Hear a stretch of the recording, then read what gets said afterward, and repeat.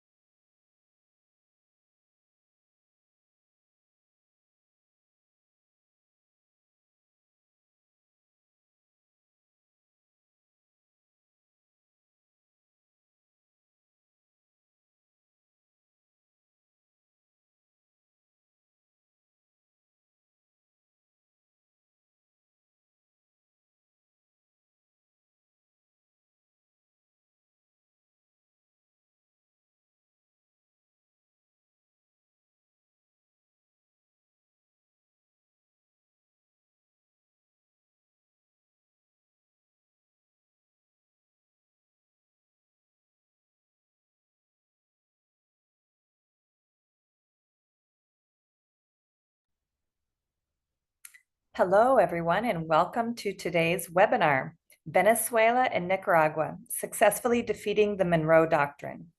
This webinar is hosted by the Nicaragua Solidarity Campaign Action Group with support from the Nicaragua Solidarity Coalition. I'll put the websites of both these organizations in the chat, and we encourage you to join us in solidarity with the people of Nicaragua. There will be time for questions, so please type any questions that you have into the Q&A section on your screen, and our panelists will address them later in the program. This webinar is being recorded and will be made available to everyone who registered for the webinar. My name is Becca Rank. I am the moderator of today's webinar.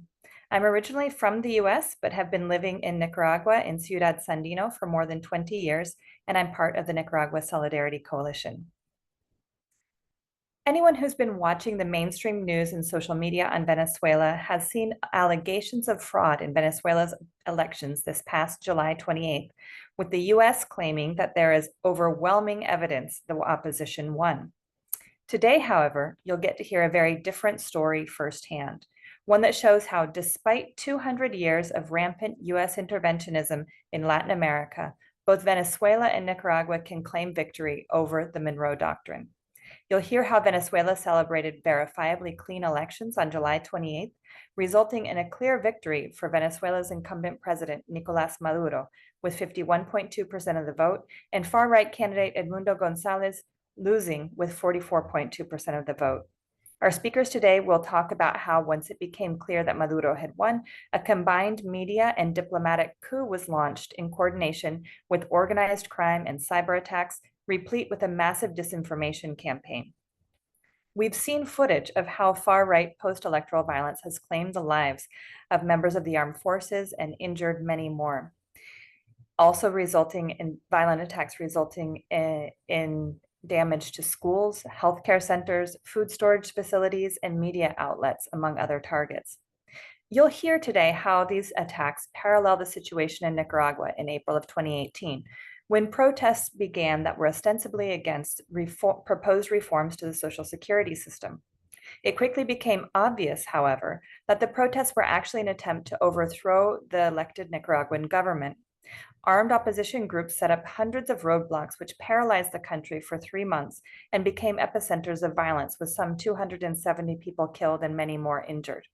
While opposition sources blamed the Nicaraguan government for violence, a study by the Truth Commission showed otherwise, and journalist investigations subsequently proved that the US government was funding the violence. Today, our 4 panelists will discuss and share their extensive knowledge and personal experiences in both Venezuela and Nicaragua to provide us with insight into the successful efforts of Nicaragua and Venezuela to defend their sovereignty. I'd like to introduce to you our first speaker today, Francisco Dominguez. Francisco is the head of the research group on Latin America at Middlesex University. He is the National Secretary of the Venezuela Solidarity Campaign and co-author of the book, Right-Wing Politics in the New Latin America. Francisco has just returned from Venezuela, where he was able to accompany the Venezuelan people in their elections and see the process firsthand. Francisco, can you tell us what you saw and experienced during the elections in Venezuela? Sure, thank you for organizing this. It's quite timely. And the idea of making a comparison, a contrast between what happened to Nicaragua and Venezuela is very appropriate. I think, people will draw good conclusions after this, and we hope to do a good job. I was invited to be an observer. I think they call them veedores, which is somebody who is going to watch rather than observe. The reason why there is a difference between watching and observing is because observing is when there is a team that has been organized internationally for some reason that the elections in any particular country are not to be relied upon. So there is observation when there is this problem. The Venezuelan system is the best in the world. It's been characterized as that by none other than Jimmy Carter himself. And so therefore I was there. We arrived there on the 23rd. We did several meetings. They gave us information, inducted us as to what we were supposed to be doing, where we were going to be going, and so on. And it was totally peaceful. There was absolutely no problem on the 23rd, 24th, 25th, all the way to the 28th. On the 28th itself, the election took place without any major complication. We visited several, a group of us visited several centers. The amount of people that turned up was huge, but much more than normal. In fact, the information we have now from the National Electoral Council, the CNE in Spanish acronym, is in the region of 61, 62% compared to the election on 2018, where the turnout was 41 because the opposition boycotted the election, did not participate. So you can imagine you have a situation where there is no complication whatsoever, no problem at all. And the difficulty was that in the evening, there was a delay in the information being given to the population, to the public, to the voters. Normally, given that the system is totally computerized, the results are more or less in 2-3 hours after the polling stations close. In this case, it was taking longer and longer. I would say it possibly took something like 2 to 3 hours longer than normal. So we got the first information by 11:30 p.m. And the information was on the first bulletin from the CNE, where President Maduro has won by 52% against 44% of Edmundo Gonzalez, followed by various others. Almost immediately, literally 30 seconds after, we were watching television in various places. No sooner President Maduro announced that this was the case, no sooner the CNE announced the results, that 30 seconds later in a television network of the right wing, there was Maria Corina Machado who made the statement, not necessarily Edmundo Gonzalez, the right-wing, extreme right-wing candidate, who said that they have won, they have 100% of the documents signed for every single voting place, and that they are won by 70%, and Maduro had got only 30%. And they said they would not recognize the results. So that created a context.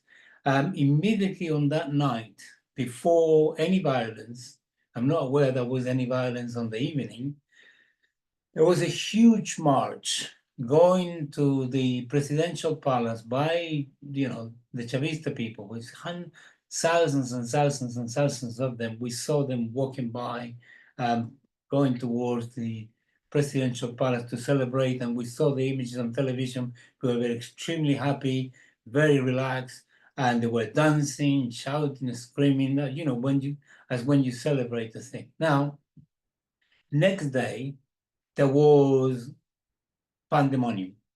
But before I get into the pandemonium, I want to give some context as to how and what was the context where this took place. First of all, number one, I think what we are facing in the case of Venezuela on this particular occasion is a coup d'etat of a new type. And this involved the following components. Number one, I was very surprised. In fact, I was shocked by the level of homogeneity of all, I don't want to exaggerate, all the corporate media in the world. I speak several languages. I checked so many newspapers to see whether there was anywhere in the world that was not part of the mainstream media that was not telling the same story. This was a massive campaign of bombardment, a media campaign of bombardment, which was directed towards the people of Venezuela, which was extremely nasty. It was really nasty, it was really intense, it was really toxic, and it was 24/7. This lasted several months. Now, there is only one center in the world, as far as I'm aware, that has the ability and the power to really command that level of obedience by the whole of the international media. And I think that is in Washington. So this is a very important component. This was supplemented by a really nasty, I don't know how many, but millions of messages of hatred, very intense hatred being spewed through all sorts of mechanisms, through cell phones, social media, social networks, and so on, which was really bombarding the population literally all the time. And the key messages of the mainstream media was the following: the elections are rigged, Maduro is going to lose, but if he wins, then there is going to be a massive exodus of Venezuelans leaving the country, which is going to be much, much bigger than the one that left before. They even quoted polls, would you believe it? Quoted polls, which obviously are totally fake, that they reckon that 40% of the population would leave the country if President Maduro won. 40% of the population in Venezuela is about 12 to 13 million. This was insane, but you can imagine the pain that the population went through with the sanctions and with the exodus that did take place. They encouraged themselves. You know, imagine the shock, the impact, the pain, the anxiety that this produced in them. So that was the second part. All the period before the election, there were discrete but loads of information about terrorist attacks. Many of the terrorist attacks, particularly in the border with Colombia, but not exclusively, there were many terrorist attacks, particularly targeting the electric system. They targeted, food storage facilities. They also targeted several headquarters of the PSUV, the Socialist Party of Venezuela. And they attacked several other places, but mainly the main concentration was there.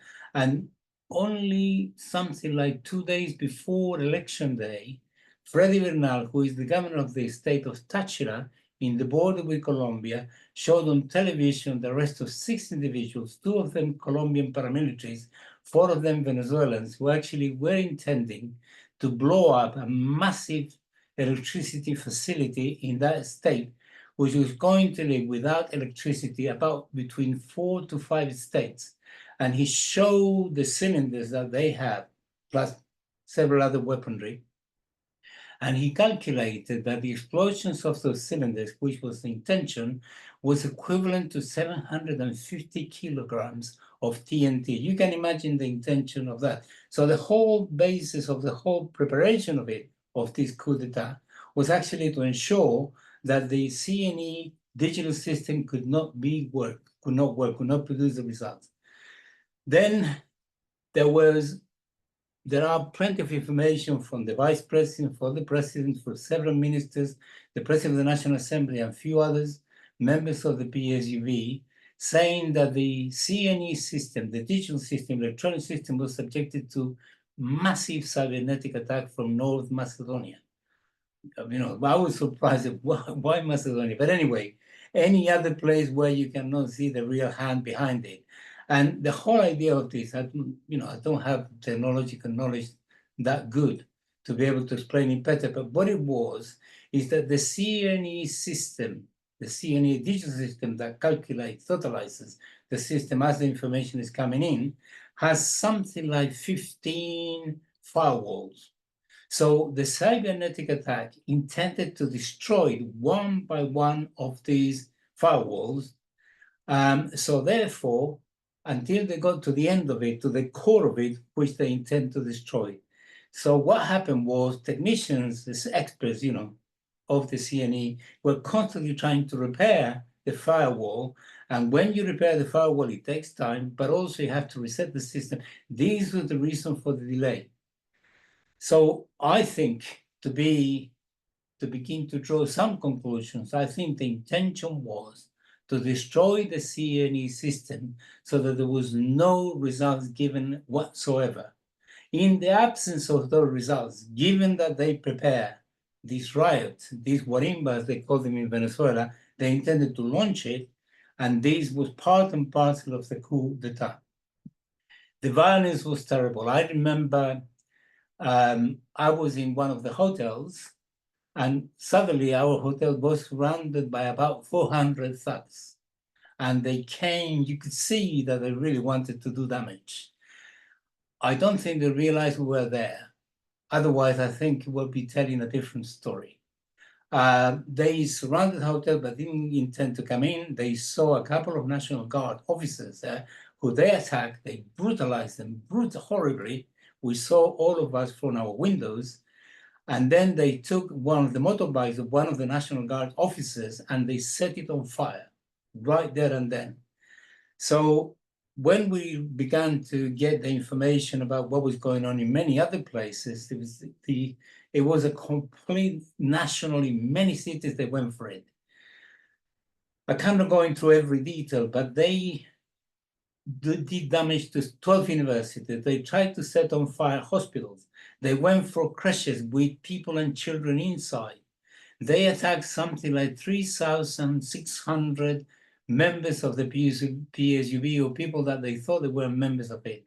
They went on the rampage, they attacked 30 ambulances, very reminiscent of what happened in Nicaragua. So because they couldn't do it, because they couldn't prevent the result from coming out, then the actual Warimba, the actual riot lost steam. I don't have all the details, but my sense is that the riots lasted for about 4 hours. They didn't last for more. The information we have is that about 60 to 70% of those who were arrested participating in the riots were very young. Many of them came from the United States and from Chile, people who had left Venezuela in the past. That none of them voted. They were asked specifically after they were interrogated whether they voted. They said none of them voted. They were told they were paid something like between $40 to $150 to do this. And what is interesting of the whole thing is that in order for them to get paid, I understand, they have to take a selfie of themselves doing the damage. Otherwise, they don't get the money. And in order to ensure they're enthusiastic enough, they were given, as they've done before in 2014 in the riots then that lasted 3 months, and in the riots in 2017 that lasted more or less 6 months as well, they were given a drug, which is normally used by mercenaries in order to focus their attention. This is the actual information. So what happened was they went on the rampage and they caused a lot of damage. Now, just to perhaps we can discuss this later on because I don't want to make it too long. But what happened was that President Maduro went to the Supreme Court to start with, and then requested that the Supreme Court investigated the whole electoral process.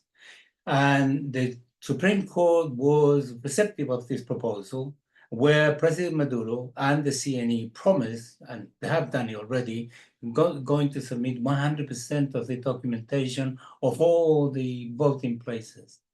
No sooner the Supreme Court accepted this investigation, and the Supreme Court called upon all the candidates to submit all the evidence that they had.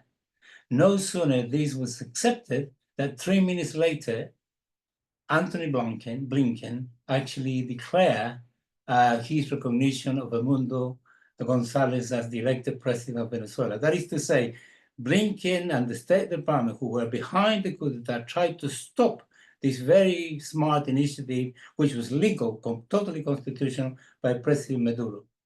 So now what we have is the United States in the last 2 days, suddenly, through a spokesperson from the White House, backtracked on the recognition. The guy, in a very convoluted statement, said more or less something like, well, we haven't got all the evidence, we haven't got all the information, and we're not in a position yet to extend or issue this recognition, which was followed, surprisingly, almost hours later, by Argentina. Argentina also backtracked. It had recognized Edmundo Gonzalez, and now it didn't. So there is still pending. Maria Corina Machado and Edmundo Gonzalez, they said that they are going to engage in what they call a strategic pause of their action. The Attorney General of Venezuela is instigated a criminal investigation into their activity, which is subversion, usurpation of functions, declaring themselves winners, and so on. And what the Attorney General said, we're not going for arrest for now. That was made it very, very, very clear. So the position is now that apparently Brazil, Mexico, and Colombia seems to be a sort of bridge between the United States and the Biden administration and the Venezuelan government. And I think the Venezuelan government, by having taken a very firm line not to make any concessions of any kind whatsoever because they won, and they won clean. This has really firmed up just about everybody else and has forced the United States to backtrack. So not only they scored a very important victory against the right wing, against the right wing again, but also they defeated a fascist coup d'etat who's been terrible. So our responsibility, and I hope to be able to say more on this, our responsibility is to ensure that we redouble our solidarity with Venezuela, but also draw the conclusion if this could be done to Venezuela, there is no reason why these tools and weapons and powerful mechanisms that the United States has cannot be deployed and used ferociously against any other country. I leave there and wait for questions. Thank you very much. Thank you so much, Francisco. Really appreciate you sharing your experiences with us. It's so important in knowing how to respond to questions, being able to say we've heard firsthand what is actually happening there. I'd like to remind people, if you have any questions for Francisco, you can put those in the Q&A section to be answered later. And now I'd like to introduce you to our next speaker, Camila Escalante. Camila is a correspondent for Press TV and a reporter on Latin America and the Caribbean. She's co-founder and editor of Causachun News, providing on-the-ground reporting from Latin America in English. Camila, you've just returned from Venezuela. You were able to see the electoral process and bear witness in the aftermath, and you've been able to interview many people. What have you seen, and what are the people of Venezuela saying about the situation there? Hi, Becca and everyone. Thanks so much for inviting me. I'm now in Managua. I just returned from Caracas, where I attended. I wasn't Venezuela in my capacity as a reporter, always as a reporter. I'm not any kind of electoral or election expert. I think it's very important to say my role is always as a reporter. I attended just weeks or just 1 week before the election took place. Unfortunately, I wasn't able to spend a lot of time in the country ahead of the election to be able to visit the states. So all of my reporting in this instance, although I've been based in Venezuela before, but this time took place only in Caracas, in the capital. I was able to observe remotely some of the different campaign activities leading up to this final week. Ultimately, I attended the final closing rally of the PSUV, of the many parties, in fact, including the PSUV, which had as candidate President Nicolas Maduro on the ballot. The closing campaign rally took place on Avenida Libertador, and that was, although we've seen like a very concerted campaign against this electoral process and disinformation campaign internationally, that was one of the things in which I saw that that the news was just being disseminated in the most falsified ways possible. On that same day, which was the Thursday before the elections, there were closing rallies held by both the Chavistas and by the opposition, which was supporting their main opposition candidate, Edmundo Gonzalez and Maria Corina. But the images shown on social media and in the mainstream news internationally made it seem as if the closing rally for Maria Corina was much larger. In fact, it wasn't. I think it's really important to have people and alternative outlets on the ground to be able to attest to that, because the base of Maria Corina, represented in this election by Edmundo Gonzalez, mobilizes people in a very specific section or area of Caracas, which is Altamira, Las Mercedes, Chacao, and the eastern part of the city on Avenida Francisco Miranda. And all of the people that you see in those images on social media is everyone who is there. Whereas in the case of the Chavista mobilizations, they're able to bring in people from all around the city, even sometimes all around the country. And in this case, there is a main march on Avenida Libertador, where the stage is, and then there are satellite marches. There are satellite rallies in different parts. There are like 4 additional jumbotrons of people watching. Otherwise, they would be kilometers and kilometers away. I don't think that any of the mainstream media is showing the way in which there are just so many more people who mobilize in reality, not virtually, for Maduro. The scale is just doesn't even compare. I don't know why and how it is that people are able to get away with showing images as if these are similar mobilizations. That was one thing. But Chavistas have also told me and reporters that they were really impressed about the extent to which Chavismo was able to mobilize in a way that we haven't seen necessarily on this scale during Maduro's time in office, particularly because, for some, he wasn't as beloved as Chavez, also because of COVID, and also because of the magnicide attempt that took place in August of 2018, which I think as a result of that, President Maduro had to take a number of precautionary measures and may not have been in public or without protection as much as he would like to be for some period. So this election campaign had a really significant turnout.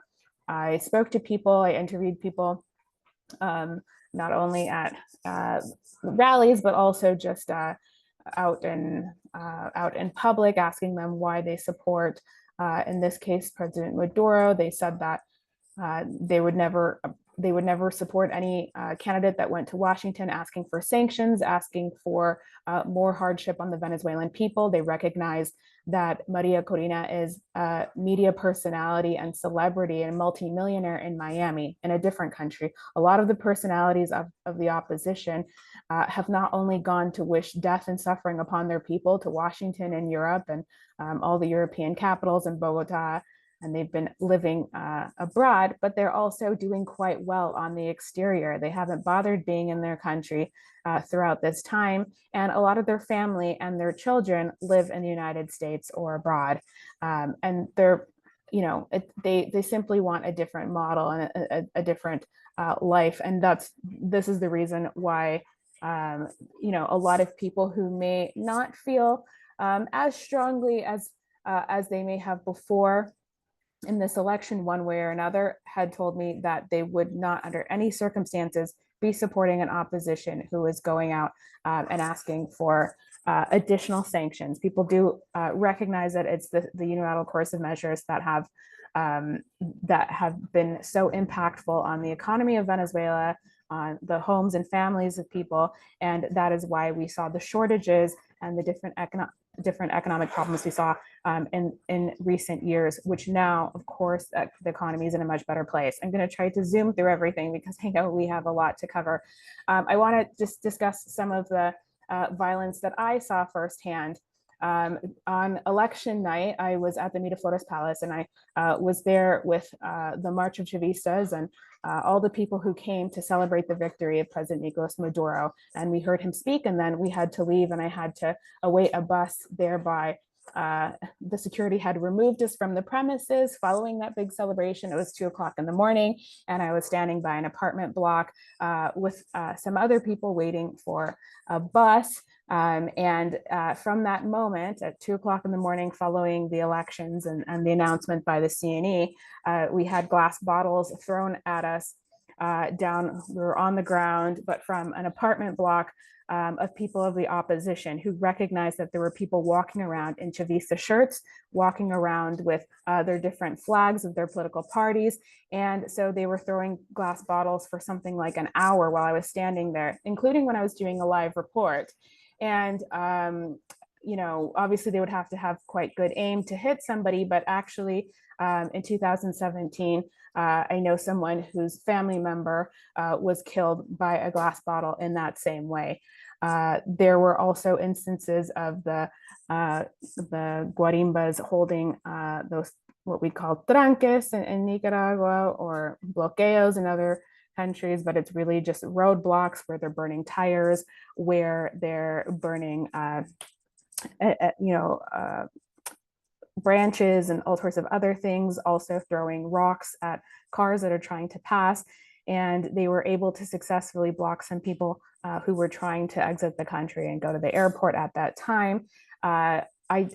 Although I'm not sure, what Francisco is referring to as riots, but in terms of like the violence and terrorism we saw, it did occur over a period of about 48 hours in different parts of the country, whether it be, a small gathering of people, like 8 people, 20 people, or something much larger that included acts of arson and all sorts of other crimes against things, including a community radio station, which again we heard of here in Nicaragua. It included other public infrastructure, and of course, this is nothing new: schools, hospitals, health clinics, and more. Let me see what else. There were we saw a couple of significant two opposition rallies since the election, but that is the extent to which they have been able to mobilize, is 2 times. On the Tuesday following the election and on Saturday. In the case of Chavismo, they have been holding near daily mobilizations in defense of the vote, in defense of their sovereign process and their elected government and president. That has been every day, I think, except for Sunday. They have been marching to the Miraflores Palace, sometimes from the different neighborhoods, sometimes from meeting in different places of the popular neighborhoods of Candelaria, of 23 de Enero, of Katia, and the other points where they normally set out. And we have seen marches of women, of youth, of workers, which is a combination of state workers and unions, and other people organized by sector. We've seen marches of all sorts of people throughout these days, including yesterday. I guess one of the things that the government has warned of now is of course the use of violence that we've seen in years before. The guarimbas, the terrorism. In recent years, we saw, well, first and foremost, they have talked about the cyber attacks on the transmission and totalization system during that very sensitive phase. We have in the past seen attacks on the electrical system, on oil refineries. These are the sorts of things that a political movement without any real base and without any sophisticated organization has to resort to. They have no other recourse but to pay people to commit these acts of terrorism, to try to wage war on the morale of the people who have committed to staying in the country and waiting out all the hardship that took place, particularly in 2016 to 2019. They had to withstand all of these different attacks, and the opposition has made a concerted effort to make it more difficult to live in the country. Things are booming, things are back to normal. There's a lot of foreign investment, a lot of stores are open once again, nightclubs, young people are able to go out and use a ride app and go to a bar for very low cost. There's safety in the streets, people are taking their cell phones out, and it's at that time now that people's lives are coming under attack once again. Obviously, it was on some level a great feat of Chavismo that the Civic Military Police Alliance was able to come out and retake the streets of the different capitals of the different states in the country, and particularly of Caracas. And in that show of force, I think it was very important for the morale of people just sitting at home, seeing that they're not going to allow, that neither Chavismo nor the government is going to allow for these acts of violence to continue. So people have been arrested. As of last night, President Maduro said that 2,200 people have actually been arrested for the different crimes around the country. As I said, things like, carrying pistols, assaulting people, acts of arson, and everything else that's been mentioned by Francisco. And as he said, the profile of the people that have been committing these crimes is people who have been paid, people who have committed crimes in the past. They have a criminal record. They received directives to commit these crimes. They were often the influence of drugs. And some of them are, of course, adolescents once again. And, just to recall some of the acts of violence that we've seen by the same opposition in the past, they have perpetrated and planned false flags in the past. In 2002, they killed their own people to the tune of 19 people were killed by snipers, and something like 120 people were injured. We saw false flags in 2014 and 2017. We saw staged protest with the participation of mainstream media. And we know that we also saw the false flag, which was the Cucuta incident, in which they purported to bring in humanitarian aid. There was really no aid there. Like I said, the apagones, the power outages in 2019, 2020, and all of these other incidents, the mercenary incursion in 2020, I believe, in which they actually paid mercenaries to come to the country, foreign mercenaries, Colombians and US citizens who were trained in paramilitary camps to come carry out a magnicide attempt in Venezuela once again.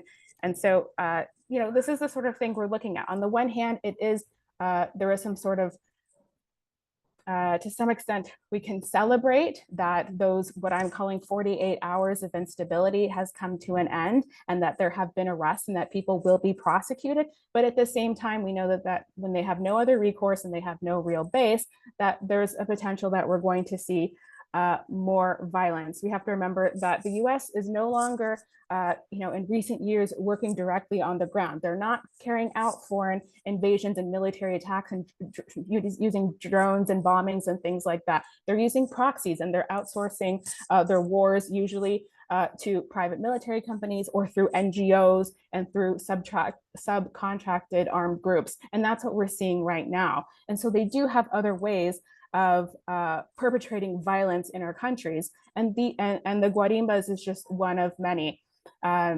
So I'll stop there, and then I'll come back for questions. Thanks. Thank you so much, Camila. It's so good to have that all brought into perspective with the sort of the modern day usage of the Monroe Doctrine and really what the Venezuelan country is facing and the people of Venezuela are facing. Thank you. Now I'd like to turn to John Perry in Nicaragua. Originally from the UK, John has lived in Masaya, Nicaragua for more than 20 years. He writes about politics and social issues in Central America for the Council on Hemispheric Affairs, Fair, Covert Action Magazine, the London Review of Books, and elsewhere. John, in 2018, you bore witness as Masaya became the center of some of the worst violence from the opposition's roadblocks of death, which were organized and financed by the US. Since then, you've done a lot of writing on fairness and reporting with regards to Nicaragua. What parallels do you see between Nicaragua and Venezuela in the false narratives created to promote violence and destabilize the elected governments of these countries? Thanks, Becca. I'm just going to share my screen, and I hope that that works for everybody. Yeah, sorry. Yeah, when I saw the images from Caracas and the rest of Venezuela late on the 28th of July and on the 29th, I was struck by the similarities between what was happening there and what happened in Nicaragua in 2018. And in Masaya, we suffered particularly from the violence during the coup attempt in 2018. So I'm just going to briefly draw some comparisons between the two. I know there are a lot of differences, and I'm just going to focus on the similarities. And some of the differences I think have already been brought out in what Francisco and Camila have been saying. But many of the tactics were the same. Peaceful marches quickly led to violence. They were orchestrated by opposition groups that are financed by the US. When police are killed or bystanders are killed or government supporters are killed, the protests, these killings are blamed on the government. There's a whole range of violence taking place, burning of public buildings, burning of media offices, threats and attacks against government supporters, blocking of streets and major highways. And the blame for all of this is deflected onto the police and government supporters. And this message is then repeated by Washington and, as we've heard, echoed by the mainstream media. And here are some examples. Here are two people lying in the street, evidently shot. They were both subsequently filmed being perfectly okay. And this is the kind of false flag operation that took place in Nicaragua too. And they were publicized as deaths caused by government forces.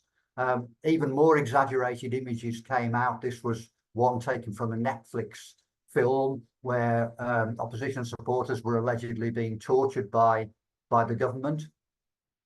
And old images were raked up so that there was no distinction between images that had been taken years ago and images that had come from those days after the election themselves.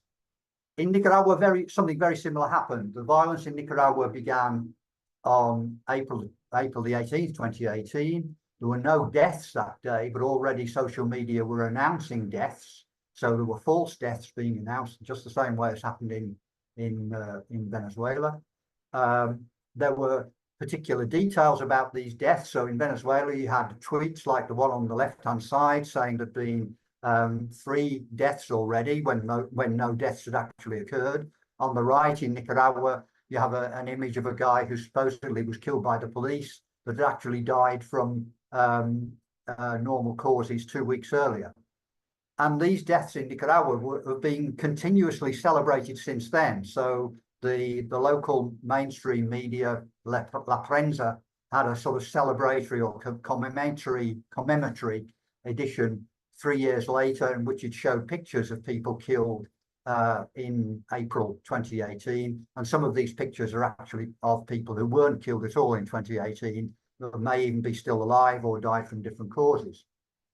And then we had the use of images from elsewhere. So one of the most notorious incidents in Nicaragua in that period of 3 months after April 2018 was the attack on the police station in Monroe, in which the actual casualties were 4 police officers and a teacher who were killed by violent opposition, supposedly protesters, and 9 police officers were kidnapped. But the first images to appear were of apparent deaths of protesters.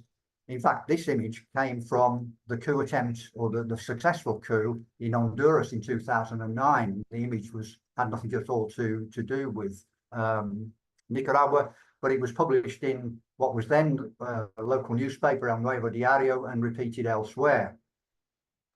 We had perhaps the most famous incident in Nicaragua's case during that period was the false fire incident at the Yunnan University, when a young girl called Dania Valeska made a video appealing to her parents to forgive her because she expected to be imminently shot. And this video went viral, was tweeted over 1 million times. And yet subsequently videos appeared of other people standing around her in perfect safety while she was making this video supposedly under fire. And in Nicaragua's case, and even more so in the case of Venezuela, as we heard from both Francisco and Camila, these reports were amplified by the use of bots, by huge social media operations, which repeated these violent stories over and over and over again, so that it was impossible to ignore them. And then, of course, we have the role of Elon Musk, who pitched into the Venezuelan election on the side of the opposition and tweeted enormously on what was happening in Venezuela. Many of his tweets were lies, and he was even allegedly castigated by Twitter, or by X itself, for some of his fake tweets. In Nicaragua, as happened in Venezuela, and has been mentioned by Francisco and Camila, there were attacks on local media. And there were also fake attacks. So here in Nicaragua, we had the local media operation 100% Noticias, which is often called 100% Mentiras, 100% lies, where the director, Miguel Mora, said it was under attack. This led to the protesters attacking, in reality, another radio station, Sandinista radio station, Radio Ya, which was set on fire, and 30 people nearly burned to death. And Maria Corina Machado faked an attack on opposition offices in Caracas immediately after the election in a similar way. We had targeted attacks on public services. So a health ministry vehicle destroyed in Masaya, shown in that photograph on the left. There were many, many attacks on health centers and hospitals and so on in Nicaragua. Equally on the right, although they were more limited because they were concentrated in that 24-hour period when the violence occurred, there were attacks on health facilities such as this hospital in Coche. And of course, the government party offices were attacked. And here's a scene on the left from Venezuela. On the right, many, if not most, of the Sandinista offices in Nicaragua were destroyed in that 3-month period in 2018. And any symbols of the revolution were also attacked. So in Masaya, we had these Árboles de la Vida, which are in the main streets in Managua, which are seen as symbols of the revolution. In Venezuela, you have the statues of Hugo Chavez, which were attacked by rioters there. And not surprisingly, when you pay people to cause damage in the way that Francisco described, incidentally, it's much cheaper to hire rioters in Nicaragua, Francisco. The price in Nicaragua was about $15 to $20 per night, rather than the $40 to $150 that I think you mentioned in Caracas. But here we have a scene, it's 2 clips from a video, where these paid rioters wreck a stall, a small stall by the side of the road in Caracas. And a young woman who was taking part in the riots suddenly realizes that her own business is being attacked and bursts into tears. So, you know, when violence occurs, it often becomes completely indiscriminate, and you're hiring people who are used to violence and will just take it out on whatever they see fit. In both Venezuela and in Nicaragua, violent groups were prepared beforehand, and weapons were obviously available before any violence began. We saw evidence of that in Venezuela too. And then when I saw this image on the left of violent groups collecting in a forest somewhere in Venezuela, it reminded me immediately of the image on the right, which is of violent groups collecting in a forest in 2018 in Nicaragua. So we have these, again, very similar incidents occurring with weapons coming from outside, one assumes, at least paid for by foreign funds. And we also had the incidents of protesters and the opposition demanding the intervention of the US. In this case, in Venezuela's case, asking for the US Southern Command to intervene militarily in Venezuela. And similar calls were made in 2018 for surgical strikes against Daniel Ortega in the way that Manuel Noriega was taken away in 1918, the then leader of Panama, which incidentally caused up to 2,000 deaths amongst Panamanians. And I just wanted to conclude with a couple of slides about the media treatment of this whole episode. Here we have La Prensa, the Nicaraguan media now based in Costa Rica, saying that Maduro had detained 2,000 protesters, the implication being that they're peaceful protesters, and they of course become political prisoners once they become arrested. And then coming from the UK, I'm particularly sad to see the BBC's treatment of what happened in Venezuela, but I'm not surprised by it.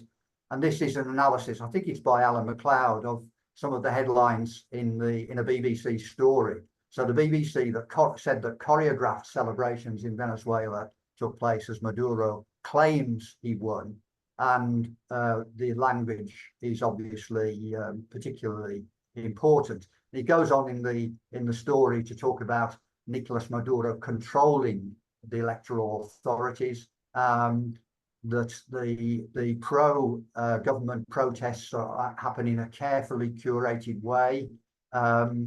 The opposition claimed instantly that they, not the president, had won. And Nicolas Maduro does have some loyal supporters still, as if there were very few of those. And of course, they didn't use these images of the massive pro-government rallies that were taking place in Caracas just before the elections. And perhaps the BBC reached the crown of its achievements when it described Maria Corina Machado as the woman who revived hope in Venezuela. And I think that's perhaps a fitting comment on which to end, because it reflects points that Francisco himself was making. Thanks, Becca. Thank you so much, John. It's so important to see how these media stories are choreographed themselves to be able to bring us this fake news. Now we'd like to turn to Stephen Sefton. Stephen has been a community worker in Nicaragua for 28 years, and since 2008, he's been coordinator of the website Tortilla con Sal, following events in Nicaragua and the region. Since 2003, Stephen's articles have appeared online in outlets in English and Spanish. Stephen, do the patterns of these recent attacks in Venezuela and their targets seem familiar to you after having lived through the attempted coup in Nicaragua in 2018? Thank you very much, Becca. And I think much of what I have to say will complement what John has just said. Let me see if I can share my screen so I can cover the points that I want to make as efficiently as I can. Let's see if I can get that on the full screen. So yeah, I think this 2024 coup attempt in Venezuela does have many similarities with Nicaragua in 2018. But I think it's also worth pointing out, as both Camilla and Francisco said earlier, that really Venezuela has been suffering attempts at destabilization and subversion of its government for over 20 years, certainly since 2002, and more intensely following the tragic death of Comandante Eterno Hugo Chavez and the electoral victory in 2013 of Nicolas Maduro.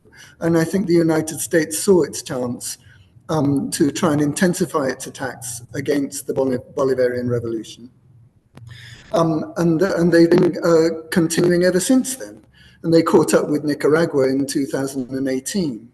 So in 2018, as John pointed out, one of the main similarities between what happened in Nicaragua then and Venezuela just recently has been the social media kind of blitzkrieg, exploiting the confusion in Nicaragua's case over the social security reform as a pretext for what quickly turned into a coup attempt. In Venezuela, as Francisco's explained to us, they were able to exploit the confusion generated by the attack on the Electoral Council's ability to successfully transmit the results. Together with that, as other people have pointed out, again, there's been this intense international media psychological warfare, and I think we have to give up talking about international media outlets as bona fide news outlets. They gave up being bona fide news outlets many years ago, and I think we should start referring to them as psychological warfare outlets, because that's what they are. And so again, as John has pointed out, the similarities between in Venezuela and Nicaragua, the extremely violent attacks against public service infrastructure, for example, ambulances and hospitals in Nicaragua and Venezuela, the attacks in Grenada and Esteli and elsewhere on public town halls, which actually they burned down the town hall in Grenada, historic. And also, for example, the attack against the historic university building in Leon, in which a young Sandinista student was burned to death.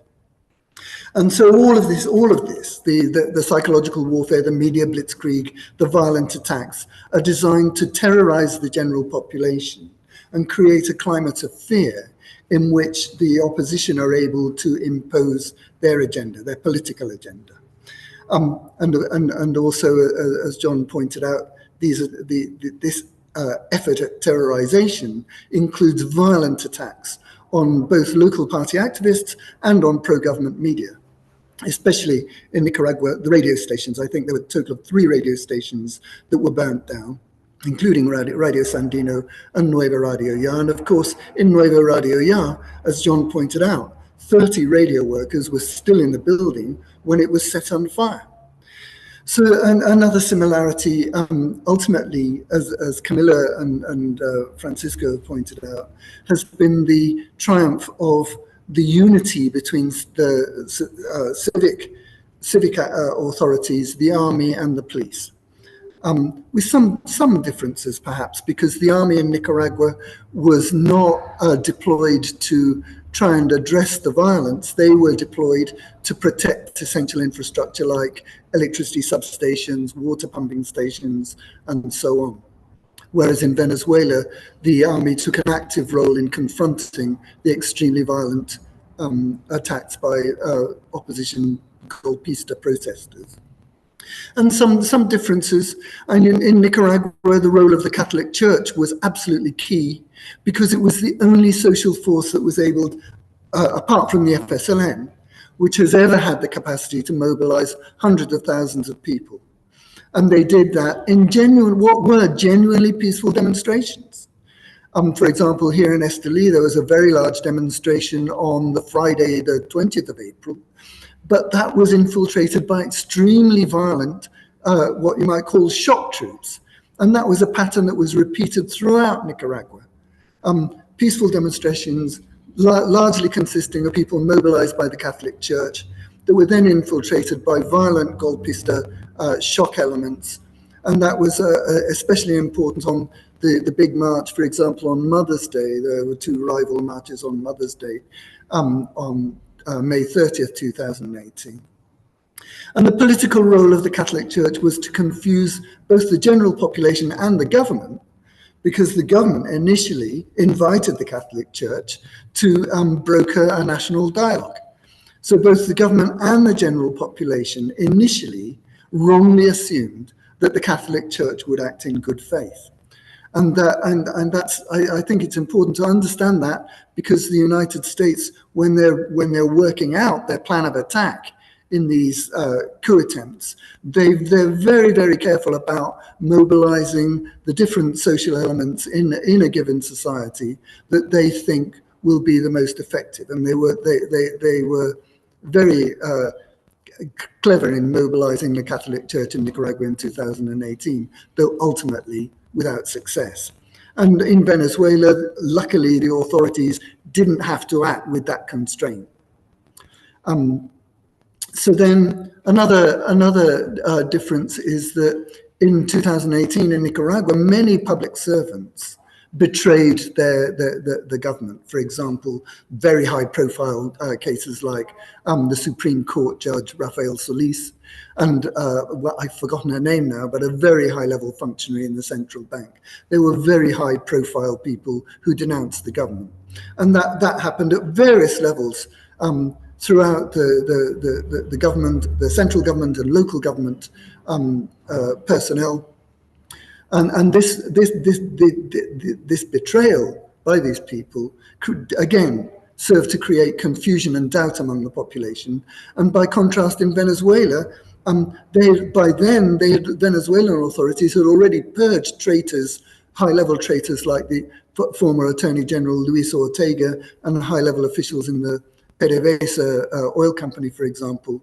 And that, again, gave the government there in Venezuela a bit more leeway than they might otherwise have had in pushing forward and making successful the action of the union of civic, military, and police forces in defense of the revolutionary government. And so the end results in both cases, it seems, certainly at the moment in Venezuela and definitely in Nicaragua. The end results have been widespread national rejection of the main right-wing opposition forces, respectively, in Nicaragua and Venezuela, because most people want peace and security and development. And that those things, those objectives, are only going to be delivered very clearly in Nicaragua by the FSLN and in Venezuela by the PSUV, as we've seen by the incredibly successful efforts of Nicolas Maduro and his team to overcome the illegal unilateral coercive measures against Venezuela over the last few years. And there's also the confirmation, these results in Venezuela confirm an electoral reality that prevails both in Venezuela and in Nicaragua. Because, for example, I'd argue strongly, perhaps Francisco may be able to correct me if I've got this wrong, but it seems to me that certainly in Nicaragua, around 40 to 45% of the population solidly support the FSLN, and that seems like a similar number of people in the population in Venezuela supporting the PSUV, whereas the opposition have support, let's be kind, and give it to them between 25 and 30% supporting opposition parties, and that leaves 25 to 30% of voters acting as independents.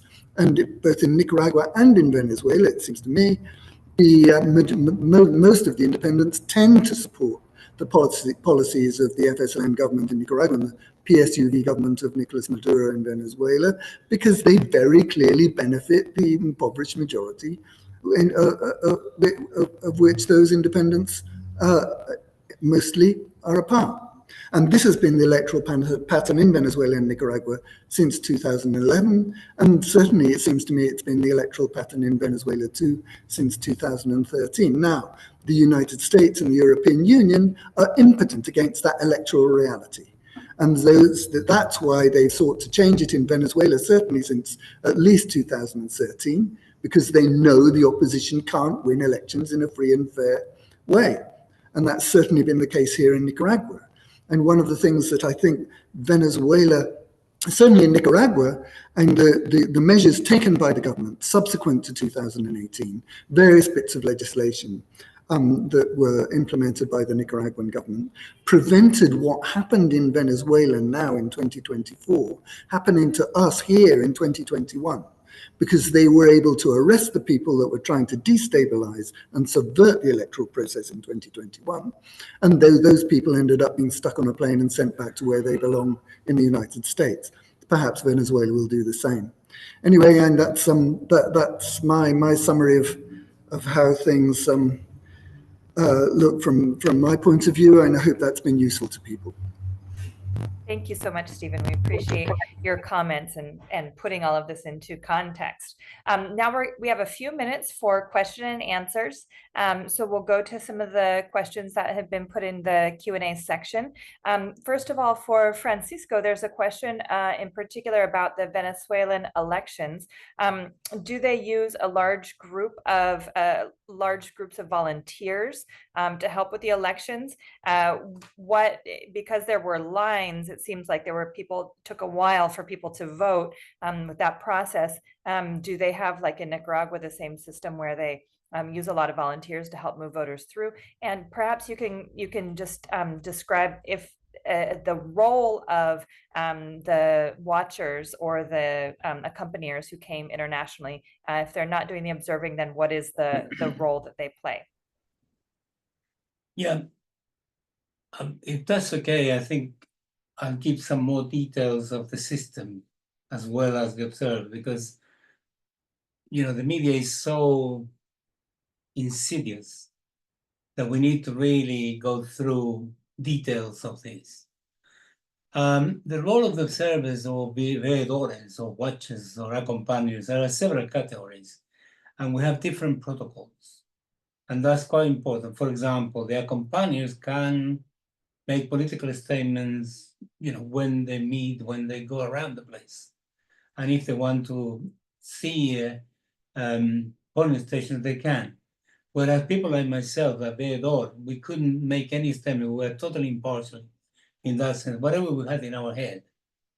The system is organized in such a way that somebody comes in with an identity card, the number is typed into a special machine, and then after it's typed in the special machine, the photograph of the person comes up in the machine itself. That confirms that the person is the person. But then there is the capta huella, which is the fingerprint machine, where the person has to put the fingerprint, the thumb, and then that confirms that the person is the person. And then that activates the voting machine.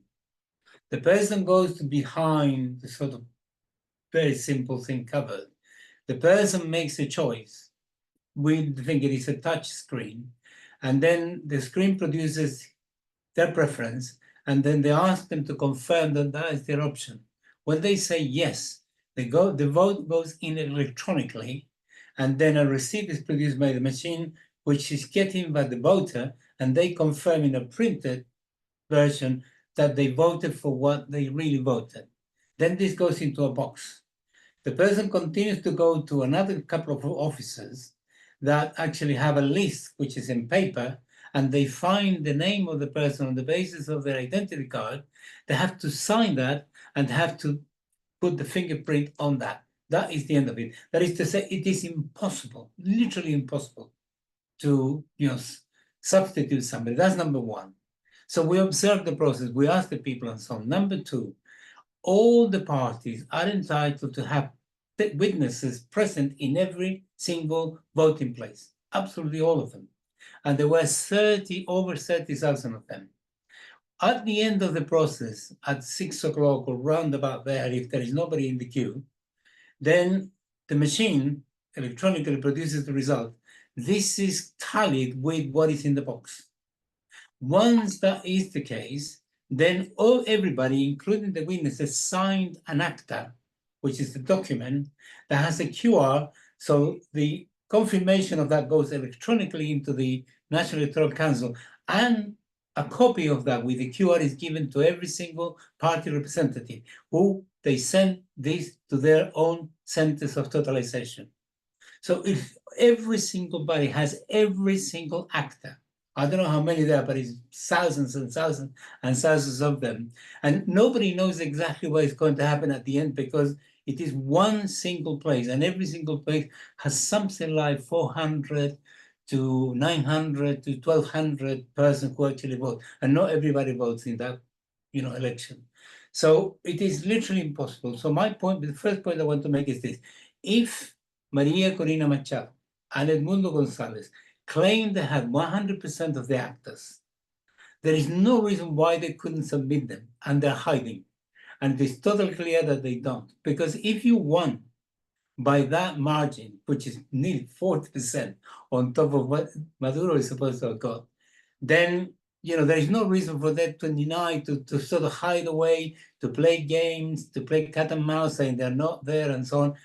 What you would do is to actually produce the evidence. The New York Times will produce it, the BBC, the US government, and everybody else, and we haven't got a single real actor from the position that confirms anything. So that's important. In other words, the system is completely impeccable. It's totally impeccable. Before the election, there are at least 15 audits. And the system is such that you cannot move to audit number 1 to audit number 2 until audit number 1 is satisfied, everybody's satisfied with. Then you move to number 2. And in every single audit, everybody participates. All the political parties that are involved, including independents, technicians, international personalities, experts, and so on, participate in this. So you get to the election only after 15, and the final audit is the one that I'm telling you about, which is they tally what the machine, the electronic machine, produced with the box of the ballot box. So our job is totally simple. We go there, we check that everything is going okay. I remember, shaking hands with members of the PSUV, with members of the opposition, with members of Maria Corina Machado party, saying, well, it's great that you're doing this job. Thank you very much for allowing us to be here, and so on. So that's number one. It is very important to understand this. When they say in the media that Maduro and company and the government and the CNE are not prepared to submit the document, this is totally false. It's completely false. It's not true. You can't really is fraud proof, the whole system. So that's number one. Can I answer some of the questions? Shall I leave it here? Leave it there for now, and we'll see. Yeah. If there is anything that people need to clarify regarding the election itself, I'm quite happy to come back. So I'll leave it there for the time. That's fine. There is another question in the Q&A about who has allegedly paid the rioters. I don't know if Camila knows the answer to that, or if Francisco can speak to that. Who is actually paying the folks who are out creating the violence? Go ahead, Francisco, if you can. Yeah. In 2014, it was clear, and the reason why we know this is this. When somebody who is participating in riots, normally very young people, usually people with some criminal record of different kinds, because they go for that. They are interrogated, they're arrested, they're interrogated. A drug test is actually conducted on them to know whether they've been on the drugs. So every single one of them has this test that is conducted on them. And that's what we know, that on this occasion and previous occasion, in 2014 and 2017, they used Captagon. And they themselves, and there are plenty of videos all over the place, where they say, I was offered $20, $40, $150, $100 and so to do this. And the complication, and they themselves explain after they've been arrested and they calm down after the effect of the went away, they said that they have to actually take a picture of themselves doing the stuff, or else they are not paid. And the money comes from the money stolen to Venezuela in the United States, which is disgusting. So that's the problem. So they have millions and millions and millions of dollars to do whatever they want. And that is what, and there is a sort of pattern that took place in 2014 and 2017. In the first case, it lasted about 3 months, and in the second case, it lasted about 6 months. I think they were prepared for something longer this time, but the robust response from the government was sufficient for them not to continue. Thank you, Francisco. John? I just wanted to add that the experience in Nicaragua is very similar. Here, Dora Maria Tellez, who was an ex-Sandinista who now supports the opposition, was seen in Masaya on set by several different people distributing money to people at the roadblocks. And not only did they distribute money, but they distributed marijuana, rum, and of course weapons and bullets and so on, and food. And this was taking place on a daily basis, and the money was being stored in local Catholic churches. Thank you, John. Stephen? Yeah, I just wanted to add that in my remarks about the Catholic Church, and that was one of the key roles of the Catholic Church. And the local barricades here on the Pan American Highway were operated by local thugs who received payment directly from priests and nuns who were funded by the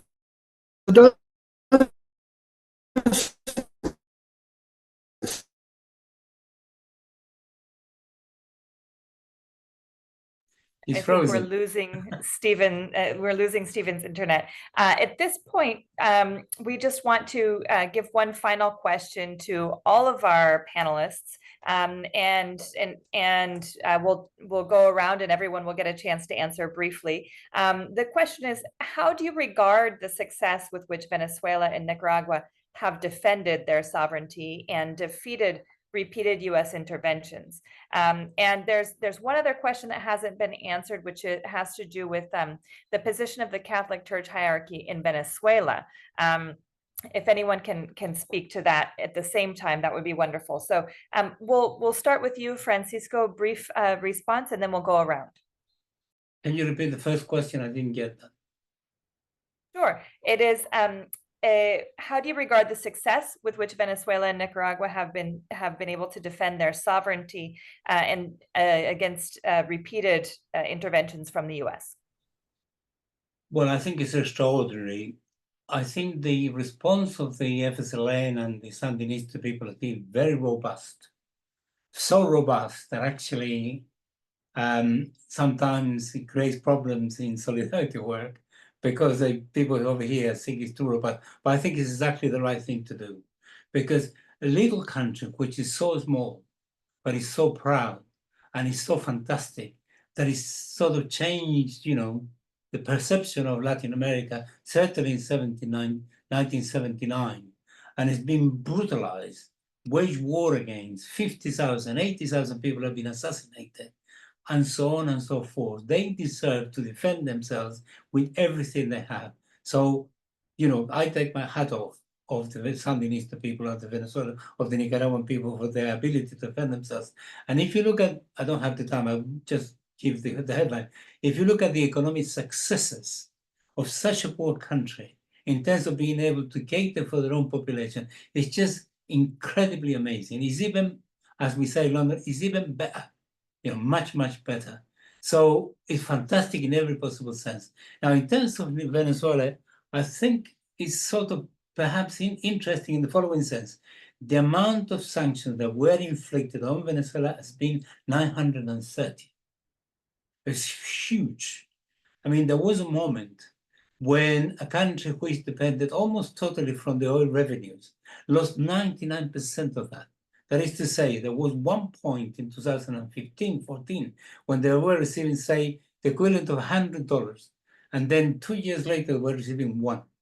And they were able to survive, not only to improve the self-sufficiency, not only to defeat imperialism, but also recover the economy. And the economy last month, the rate of inflation in June was 1%.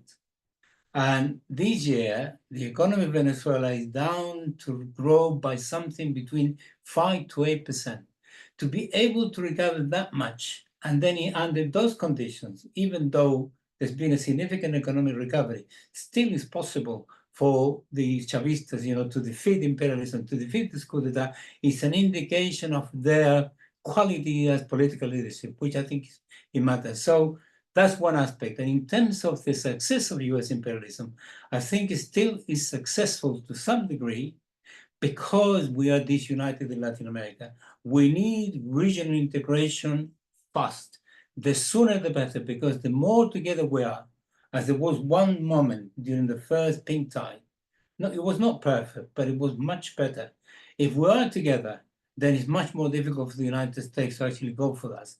Now we have what is called the Troika, which is Cuba, Nicaragua, and Venezuela, identified as the best ones at the vanguard. Therefore, they are in the front line and they receive the worst possible blows. When it comes, as a small footnote regarding Venezuela, when it comes to the Catholic Church, let me summarize in one point. It's totally reactionary and has supported every single possibility, every single plan, and every single effort to destabilize, to overthrow the government, and has failed miserably every occasion. The population at large in Venezuela is very, very Catholic. But when it comes to their relationship with the Catholic Church, it's very tenuous. People are very ferociously independent, even though they're Catholic. Chavez was a Catholic. Maduro says a Catholic. So that's not the issue. And I think the Catholic Church used to have in 2002 some significant weight. It doesn't have that anymore. And now it plays second fiddle at best, and it's much more careful than it used to be. But we will continue fighting, and I think we'll continue to win, provided that, these very capable, impressive political leadership, such as the FSLN, such as the Cuban Communist Party, and such as the PSUV, continue to be in the leadership of this country. Long live them. Thank you. Thank you, Francisco. John? Yes, well, I agree with everything Francisco said. I think those of us who live in Nicaragua, and several of the people whose names are on the screen live in Nicaragua, are absolutely amazed and grateful that we managed to resist US imperialism in the way that we have. And there are special factors, I think, that apply in our case. The sanctions have been nowhere near as strong as they have on Venezuela or Cuba. We're self-sufficient in food. We're a small country. The police and army were radicalized by the revolution in 1979. And so I think the achievements in Venezuela of defeating US imperialism in the election in many ways are much greater and let's hope that they endure. And I think that everybody in Nicaragua, everybody who's politically engaged in Nicaragua, and that's quite a large proportion of the population, were watching what was happening on July the 28th very carefully, because what happens in Venezuela is extremely important for the rest of Latin America, and we will continue to support Venezuela. Thank you, John. Camila, are you with us? Can you answer the question? Yeah, I am here. I am doing my admin because I've been traveling. But with regards to how I regard the success of Venezuela and Nicaragua, I think that's already been answered. But I want to say that anyone who's serious about the defense of our sovereign independent models here in the global South and Latin America, specifically in Venezuela and Nicaragua, has to also defend our right to carry out and implement our own justice system, our own laws, the way in which we conduct ourselves in our countries. It's not really up for the exterior or the international left or anyone else to determine how we conduct human rights or how we protect the people of these countries from terrorism and these Borimba crimes that we're seeing. Most governments around the world would naturally agree that the acts committed by these people in question that we've been talking about, the leaders of the far-right opposition in Venezuela, that they are actually acts of treason years ago. We're talking about people who committed acts of treason in violation of foreign agents laws for the last 15 to 20 years, not just during this presidential campaign and not just during the acts of violence and terrorism we saw in the 2 days following the election. Those crimes are punishable anywhere, and they would certainly be punished in the countries of the United States, of Europe, and Canada, in China, Iran, Russia, and everywhere else. So there's no reason why Venezuela and Nicaragua shouldn't be allowed to, and of course we have to include Cuba, to go and arrest the people who are perpetrating these crimes or who are the masterminds or who are financing them in their countries immediately, and hold them accountable to ensure that no one else gets harmed. That is always in question by the human rights industries and all of the different writers and so-called human rights activists on the exterior, primarily based in places like Washington and Brussels. I certainly defend the right of these governments to do what they need to do to put an end to the violence, to maintain stability and control over the situation in the country.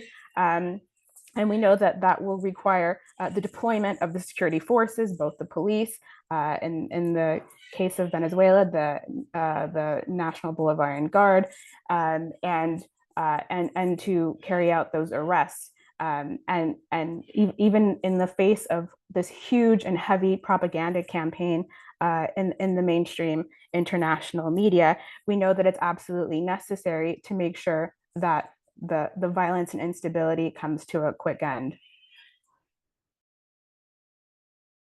Thank you, Camila. Stephen?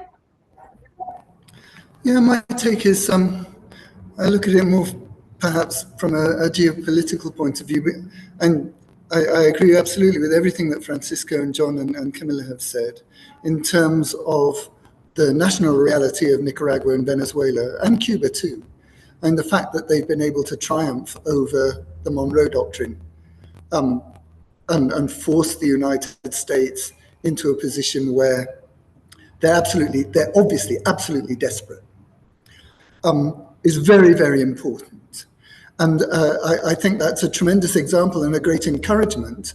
And I think that the position of people like Gustavo Petro, Andrés Manuel López Obrador, to some extent Lula da Silva in their respective countries, is a kind of validation of the tremendous resistance that our revolutionary countries have put up to United States efforts to recover its power. Because as Francisco said, there was a moment earlier, say between 2006 and 2013, when our revolutionary governments had a tremendous influence in the developments, the development, especially for regional integration in Latin America and the Caribbean. And I think that the people like Andrés Manuel López Obrador Gustavo Petro and Lula are beneficiaries of that resistance. You know, and I think that's worth bearing in mind. And all of that has to do with the fact that the United States simply can't compete internationally with economic rivals like China and military rivals like Russia, and even countries like the Islamic Republic of Iran. So I think that we can be tremendously proud of what Venezuela has achieved over the last week or so in defense of its sovereignty, as Camilla said. And that's a tremendous lesson for the other popular movements in Latin America.